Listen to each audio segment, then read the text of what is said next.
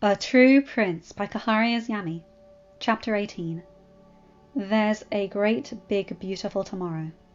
I don't know where that song's from, by the way.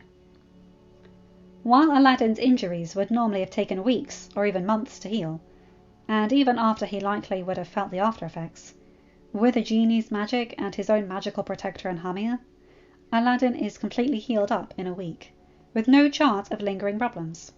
His injuries mean he misses the arrival of his advisors, but he's there for Jafar's trial, and he takes great joy in watching the smugness and arrogance bleed out of the ex-vizier's face as Jasmine lists all the evidence of his wrongdoings. Aladdin's advisors unanimously agree that Jafar is to be brought back to Deuspara for imprisonment and eventual execution. But by that point in the trial, Aladdin is so tired that all he really registers is Jafar's shouting. Aladdin is back in Deuspara, Zafar and the others refusing to allow him to remain in Agrabah any longer. But he has been speaking to Jasmine daily due to a magical mirror given to him by Genie. Speaking of Genie, or rather Aziz, the blue being, while deciding to remain blue when not in public, has decided that he likes having a name, instead of just being called Genie, and has asked everyone to call him Aziz. Aladdin is happy for his friend. A name is important, and finding your own can be life-changing. Aladdin is back to his normal duties as soon-to-be Sultan of Deuspara, and with his approaching coronation comes an increase in the marriage proposals he gets.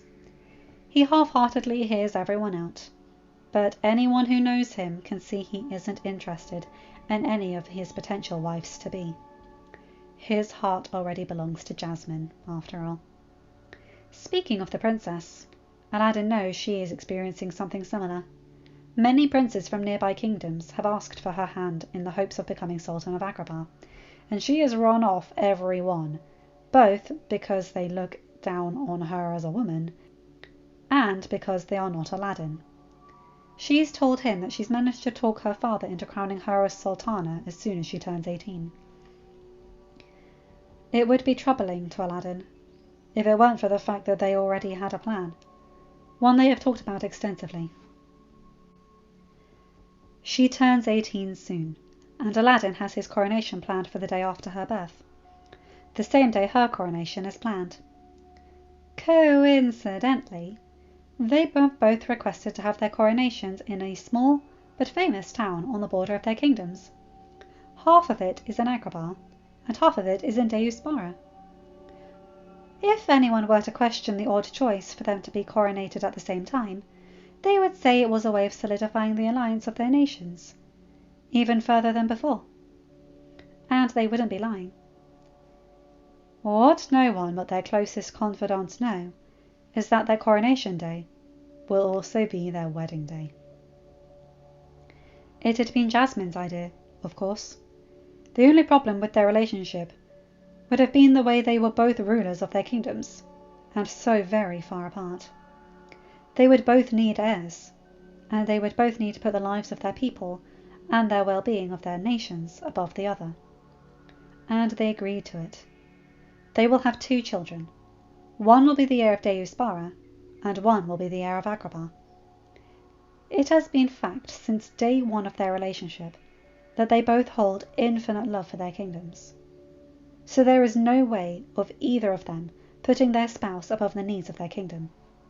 And with Aziz, Hamia, and the magic carpet, who, through some magic, managed to convey that they wanted to be called Ali, after Aladdin, who apparently doesn't mind being a normal carpet some days. Neither Jasmine nor Aladdin will have trouble visiting each other. All in all, now that Aladdin is healed up, his life is really looking up. Of course, he still has his usual duties and stubborn nobles to trick, and a nation to look after, which no one would claim is easy. But despite all that, he can look to the future and smile with genuine hope. When he looks back at the boy he once was, immature and scared of the darkness in the streets he grew up on, yet somehow still naive, he can only laugh. That boy had no idea of what the world had in store for him. Now Aladdin, as a man, is still scared, but no longer immature and naive. He is confident in his skin and able to stand tall with self-assurance. And most importantly, he has people who care about him and whom he cares about in turn.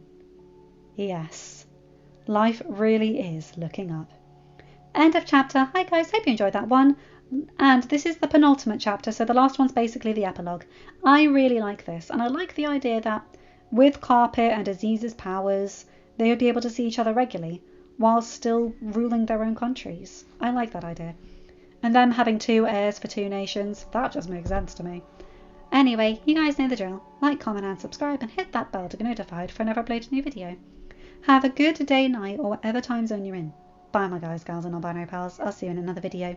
Take care.